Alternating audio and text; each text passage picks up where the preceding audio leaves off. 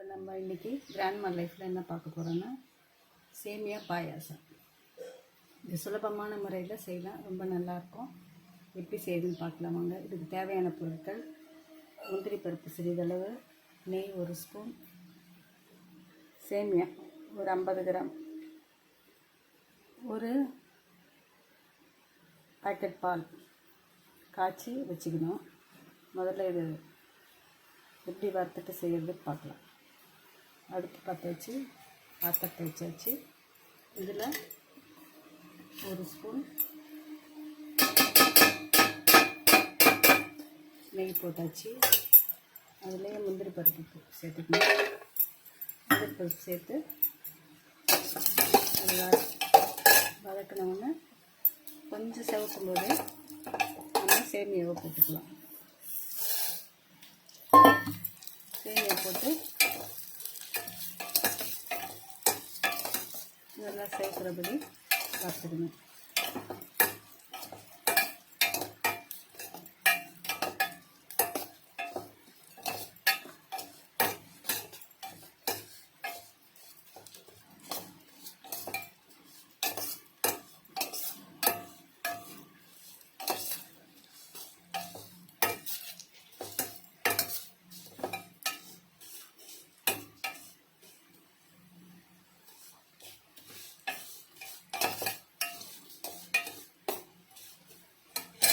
நல்லா செவக்கட்டும். இப்போ சேமியா செவந்துடுச்சு. அதுக்கு தேவையான அளவு தண்ணி ஊற்றிக்கலாம். தண்ணி ஊற்றி வந்து நிறுத்தம்.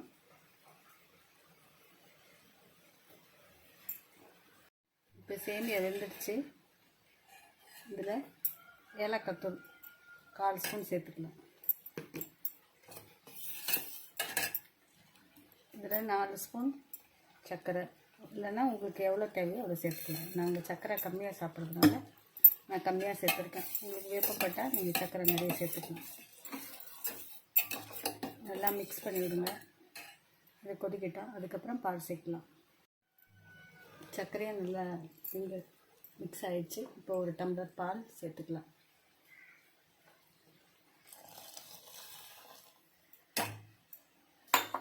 நான் எப்போவுமே கலர் இதெல்லாம் எதுவுமே போடுறதில்ல. அதனால் இது ஒரு கொதி வந்தவுடனே இறக்கிடுங்க.